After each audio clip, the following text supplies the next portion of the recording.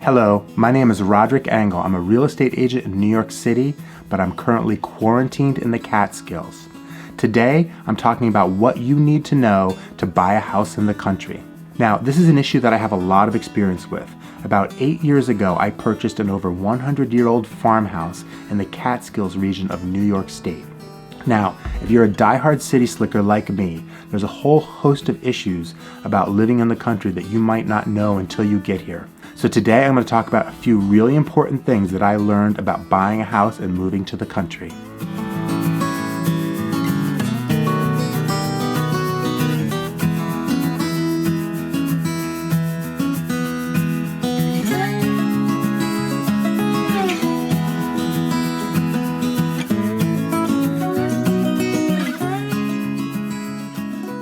So today I'm going to talk less about the actual mechanics of buying a house and more about understanding your own motivations and the issues that come along with immersing yourself into what could be a very different world than you're used to. So I've condensed it down to my 7 top tips for how to go about finding your perfect getaway house in the country.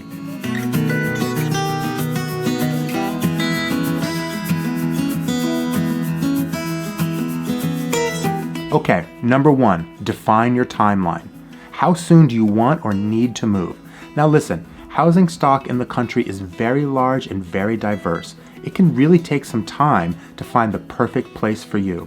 So I suggest making yourself a must-haves list. That list of qualities of the house you're looking for must have, but understand that it could take quite some time to find a house that satisfies everything on your list.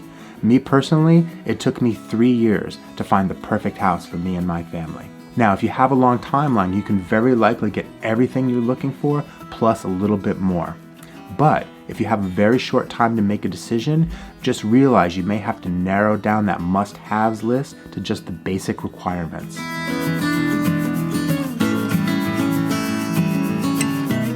Okay, number 2, decide how far you're willing to travel from the city.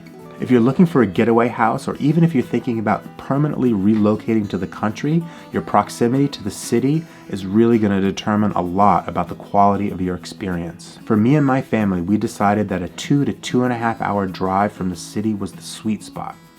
When we first started looking around, when we were looking at areas that were maybe 1 to 1.5 hours from the city, in the end, they just still felt like the suburbs to us, and we really wanted to be in the real country. Also, some of the other areas that we looked at were just a little too trendy, and the price reflected that.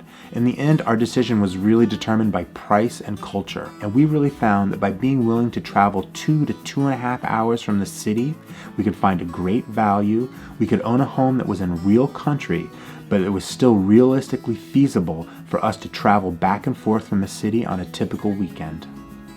And listen, if you haven't done so already, press the subscribe button below and press that little notification bell so you get notified every time I post a new video. I'm posting new videos once a week about my life, my community, and bringing you some advice about the basics of finance and real estate. So drop a like, drop a comment. I'm doing these videos all myself. I have no help. I could really use your support. Thank you so much.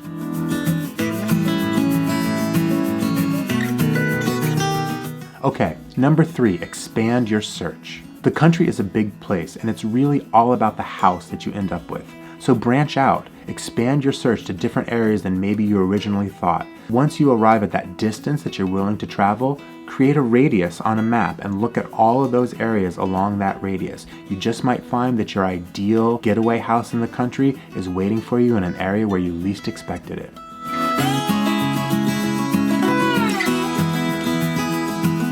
Number 4, have somebody that can represent you. Remember, you're searching in an area that you likely know very little about. It just makes sense to find a local realtor that knows the area, knows the local customs, and knows the housing stock to assist you in your search.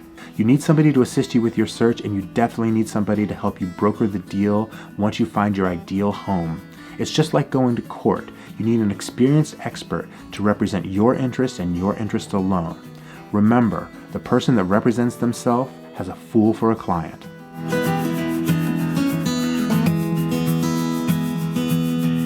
Okay, my next piece of advice, and this is really important, really think hard about how much work you're willing to do. Homeownership is a lot of responsibility and there's a lot of work that goes along with it. If you're very handy, skilled, and love doing home renovation projects, you can very likely find a diamond in the rough and turn it into something magnificent. On the other hand, if you're more like me and you're buying a house in the country to escape the pressures of work and life in the city, then you very likely don't want to be spending a lot of your time doing upkeep and house repairs.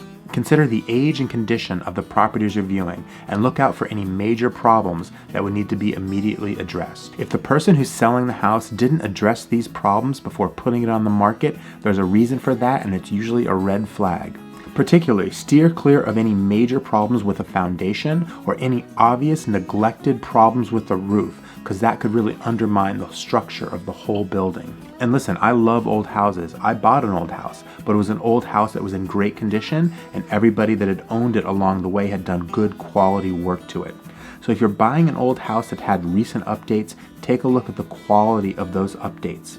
We have a term that we use called remodeling. You want to make sure that your house was remodeled, not remuddled. Sometimes poor quality renovations could turn a charming old house into a time-sucking, money-draining disaster.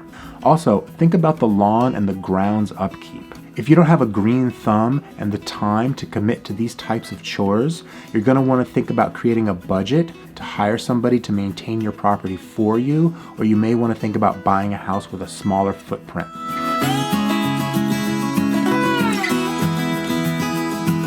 Okay, number 6, learn about your local town. This is so important, and quite frankly, this is the fun part. Even if you're going to buy a house way out in the country, no neighbors is the goal, really. But still, your local town is going to form the social and cultural hub of your life in the country. You're going to want to know where you're going to go for groceries. Are there any great restaurants available? Where's the best local farmers market? And are there any local cultural institutions like arts organizations or youth recreation centers that you can take advantage of? I recommend taking a series of day trips. Go check out the towns, go into the local coffee shop, look at the magazines and newspapers that are there, read through them, and really this is the fun part, enjoy this. Go to the local grocery store, look at the bulletin board, see what listings are listed on the bulletin board. Really, so much of what happens in these local small towns, it isn't on the internet. You really have to go there in person to experience it.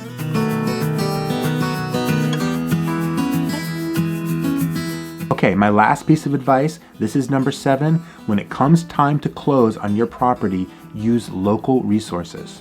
Remember that the country has its own culture and its own set of circumstances to deal with. When it comes time to apply for a mortgage, find a home inspector, or hire a real estate lawyer, it's best to do some research and assemble your team from local sources. These professionals are knowledgeable and well-versed in the issues you'll be dealing with. In addition to most likely getting you the best deal financially, they'll also be able to potentially save you from making a major mistake. And again, talk to your agent. He or she should be able to recommend local professionals that can help you close the deal. Okay, so those are my tips that I've assembled about how to go about looking for a house in the country. And listen, if you're looking and you end up looking in the Catskills, particularly in Sullivan County, New York, I'm going to put my number in the description below. Just give me a call. I'm happy to give you some advice. You don't have to hire me. I'll just give you some advice and hopefully point you in the right direction. I want you to find an amazing house in the country that you're as happy with as I am with mine. So good luck, guys. Enjoy your search. Have fun. I'll talk to you later. Bye.